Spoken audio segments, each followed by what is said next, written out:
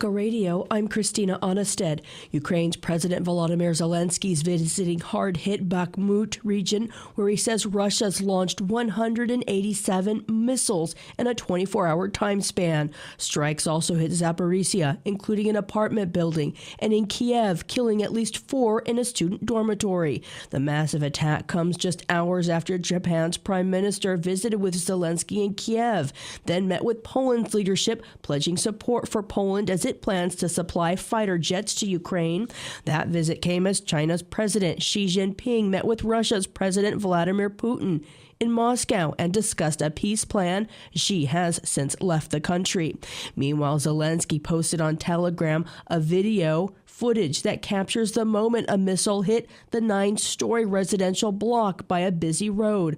A Russian official claims the building was hit by a Ukrainian air defense missile.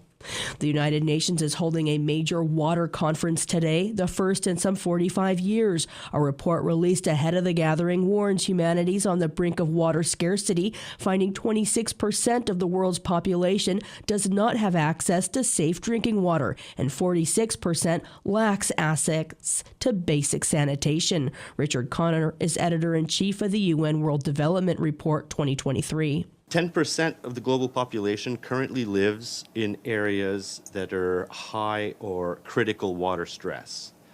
In our report, we said that up to 3.5 billion people live under conditions of water stress at least 1 month a year. The report paints a stark picture of the huge gap that needs to be filled to meet UN goals to ensure all people have access to clean water and sanitation by 2030. Connor says the estimated cost of meeting the goals is between $600 billion and $1 trillion each year.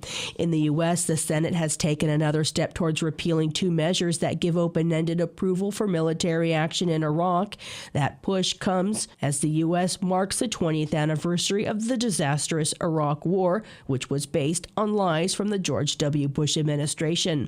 Senators voted 67-28 to begin debate on a bill to repeal the 2002 measure that greenlit the invasion of Iraq in 2003. Democratic Senate Foreign Relations Committee Chair Robert Menendez pointed to what he said were nearly 5,000 U.S. troops and hundreds of thousands of Iraqis who died in the war. Menendez says the Iraq War undermined U.S. credibility and made a mockery of the country's support for democracy. Repealing these authorizations is an important step forward. It removes an irritant in the bilateral relationship, and it cements our partnership. And it helps Iraq move forward, independent and more integrated with its Arab neighbors. Let's mark the 20th anniversary this week of the Iraq War by paying tribute to the Iraqis who suffered, to the Americans we lost, and to the American families that provided unconditional support for those who served every day for the last 20 years. The Center for Constitutional Rights has renewed its call for reparations for Iraq, a call that has not gained any traction since it was first proposed 10 years ago. House Republican Speaker Kevin McCarthy said for the first time Monday he would back repeal of the Iraq War authorizations. In the past, he had opposed them. President Joe Biden announced he's establishing a national monument in Nevada and Texas and creating a marine sanctuary in U.S. waters near the Pacific remote islands southwest of Hawaii. The president called the conservation measures part of an effort to protect the heart and soul of our national pride. He designated a site in Nevada, which includes Spirit Mountain, also known as Avikwame. 500,000 acres. Breathtaking. Breathtaking deserts, valleys, mountain ranges, rich in biodiversity, sacred lands that are central to the creation story of so many tribes who have been here since time immemorial.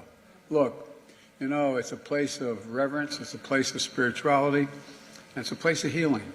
And now it will be recognized for the significance it holds and be preserved forever, forever. The Fort Mojave tribe believes the lands are where their first members emerged.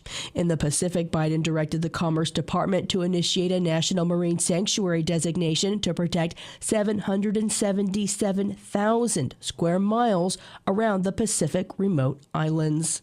Early voting takes place in Wisconsin over the state Supreme Court that will determine the majority control ahead of an anticipated abortion rights case. The Liberal candidate isn't backing down from her support for abortion rights or her belief the state's Republican-drawn legislative maps are unfair.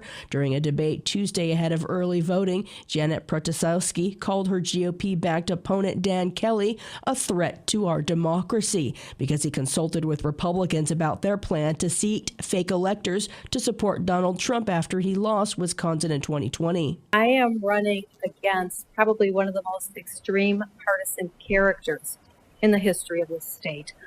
This is somebody who advised the Republican Party about the fake elector scheme. This is somebody who was running his former office out of the Republican Party headquarters. This is somebody who's given legal advice to the Republican Party over and over and over. But the real cherry on the top is that fake elector scheme. He is a true threat to our democracy. Kelly, meanwhile, accused his rival of being bought and paid for by Democrats. The winner will determine majority control of the court election. Election day is April 4th. And a divided Oklahoma Supreme Court overturned a portion of the state's near-total abortion ban. The court ruled 5-4 women have a right to abortion when pregnancy risks their health, not just in a medical emergency.